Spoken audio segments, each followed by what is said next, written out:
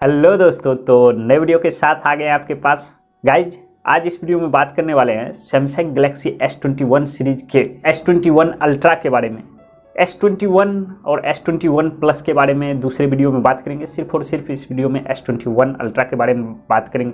बता दूं यार कि इन तीनों भी फ़ोन के जो है लगभग सभी के सभी स्पेसिफिकेशन बाहर निकल के आ चुके हैं और इसके फर्स्ट लुक भी बाहर आ चुके हैं। तो इस वीडियो में गाइज S21 अल्ट्रा जो फ़ोन होगा इसके स्पेसिफिकेशन, प्राइस और लॉन्च डेट के बारे में बात करेंगे, जो कि लगभग कन्फर्म स्पेसिफिकेशन आपको जानने को मिलेगा इस वीडियो में। तो हो सके तो यार वीडियो को पूरा देखना। तो सबसे पहले हम इंट्रो कर लेते हैं। तो बता दूं यार, मैं हूं अविनाश कुमार और आप देख रहे हो टेक पॉइंट। तो गाइज चलिए बढ़ते हैं वीडियो की तरफ। सो गाइज सबसे पहले अगर बात करते हैं इस फ़ोन के डिज़ाइन के बारे में, लुक्स के बारे में, तो पुराने जो फ़ोन लॉन्च किए गए थे सैमसंग गैलेक्सी S20 सीरीज़ के, उससे डिज़ाइन थोड़ा चेंज किया गया है। कैमरे का सर्कल का जो डिज़ाइन है ये चेंज है, बाकी सब लगभग सेम ही है। फ़ोन का बैक पैनल ग्लास का बना हुआ है और फ्रंट की तरफ इसमें सेंटर में जो है ऊपर की तरफ छोटा सा पंच होल का कटआउट दिया गया है। आगे और पीछे की तरफ दोनों में गोरिल्ला ग्लास का प्रोटेक्शन दिया गया है। लेकिन गाइज अगर बात करते हैं फ़ोन के डिस्प्ले के बारे में, तो इसमें 6.8 इंच की WQHD plus dynamic AMOLED screen दी गई है और डिस्प्ले में 120 हर्ट्ज का रिफ्रेश रेट भी दिया गया है। इतना ही नहीं गाइज,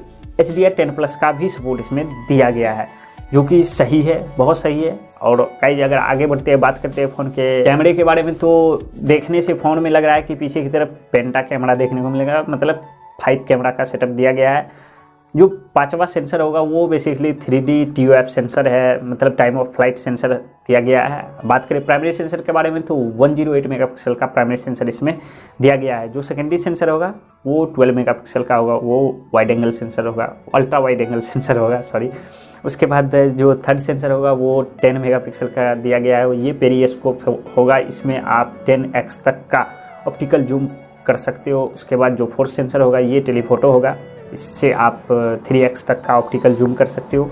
ये सब सेंसर आपको देखने को मिलेंगे। और फ्रंट के बारे में बात करें तो 40 मेगापिक्सल का फ्रंट शूटर दिया गया है। कैमरे के स्पेसिफिकेशन के बारे में बात करें तो बता दूं यार कि कुछ रिपोर्ट्स के अकॉर्डिंग इसमें आप 8K वीडियो रिकॉर्डिंग कर सकते हो 30 FPS पे, और 4K वीडियो रिकॉर्डिंग कर सकते हो 60 FPS पे, जो कि बहुत सही होने वाला है। गाइज अगर आगे बढ़ते हुए बात करते हैं इस फोन के कनेक्टिविटी के बारे में, तो 5G फोन होने वाला है। तो 5G, Wi-Fi 6E, Bluetooth 5.1, Type-C port, GPS, NFC जैसे कनेक्टिविटी फीचर्स इसमें दिए जाएंगे। सिक्योरिटी के लिए इन डिस्प्ले फिंगरप्रिंट सेंसर और फेस अनलॉक का तो सपोर्ट देखने को मिलेगा। सेंसर के बारे में बात करें तो सभी के सभी सेंसर फोन में दिए जाएंगे। वैसे गाइज एक बात और बता दूं कि फोन में S Pen का भी सपोर्ट दिया जाएगा, लेकिन इसमें कोई स्लॉट नहीं मिलेगा। जिस तरह Note 20 सीरीज में आप S Pen को फ़ोन के अंदर ही रख सकते हैं, इसमें ऐसा कुछ देखने को नहीं मिलेगा। उसके लिए आपको अलग से बॉक्स शायद सैमसंग खुद प्रोवाइड करे, मे बी।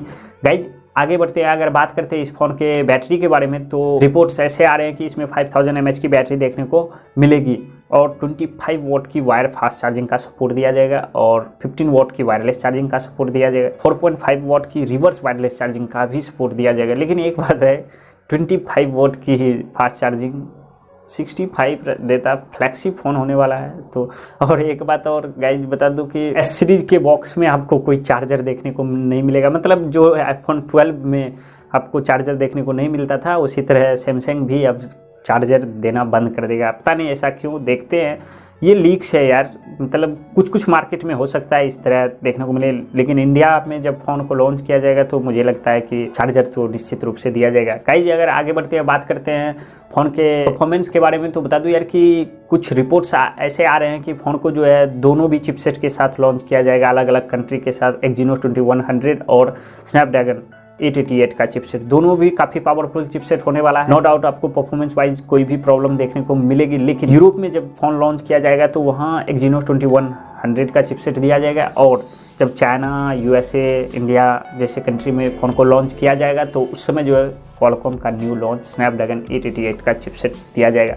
वैसे 888 जो चिपसेट होने वाला है, ये कहा जा रहा है कि Exynos 2100 हो, 9000 हो किरिन का, उसके बाद एप्पल का जो ये 14 चिप है उससे भी पावरफुल चिपसेट होने वाला है। लेट्स सी, देखते हैं क्या होता है नहीं होता है। LPDDR5X रैम, UFS 3.8 स्टोरेज इसमें दिया जाएगा। साथ ही फ़ोन को 12GB, 128GB और 16GB, 512GB के साथ 2 कलर ऑप्शन, पेंटम ब्लैक और पेंटम सिल्वर कलर ऑप्शन में लॉन्च किए जा सकते हैं। वैसे गाइज वीडियो अगर अच्छी लग रही हो तो चैनल को सब्सक्राइब और वीडियो को लाइक जरूर कर देना यार। वहीं गाइज अगर आगे बढ़े बात करें ऑपरेटिंग सिस्टम के बारे में तो out of the box Android 11 के ऊपर वर्क करेगा ये फ़ोन। सो गाइज ये थे इस फोन के सारे स्पेसिफिकेशन। लेकिन अगर बात करते हैं फ़ोन की प्राइस के बारे में तो यूरोप की प्राइस बाहर निकल के आई है कि 1 लाख से ऊपर फ़ोन की प्राइस रखी जाएगी। लेकिन इंडिया में फ़ोन को जब लॉन्च किया जाएगा तो मुझे लगता है कि अंडर 90,000 सेगमेंट में फ़ोन को लॉन्च किया जाएगा। जो 12 GB 128 GB वेरिएंट होगा इसकी प्राइस अंडर 90,000 रखी जाएगी मे बी। और अगर बात करें लॉन्च डेट के बारे में तो 14 जनवरी को लीक्स निकल के आ रहे हैं कि फ़ोन को लॉन्च किया जाएगा और अभी ये ग्लोबली शायद फ़ोन को लॉन्च किया जाएगा। तो गाइज ये थे इस फ़ोन के सारे डिटेल्स। उम्मीद है कि आप लोगों को ये जानकारी पसंद आई होगी। पसंद आए तो यार एक लाइक जरूर कर देना। चैनल पे पहली बार आए तो सब्सक्राइब करो, बेल आइकन दबाओ, ऑल पे क्लिक करो। कोई सुझाव है कॉमेंट कर देना और हो सके तो यार वीडियो को शेयर भी कर देना। तो मिलते हैं अगले वीडियो में, तब तक के लिए जय हिंद।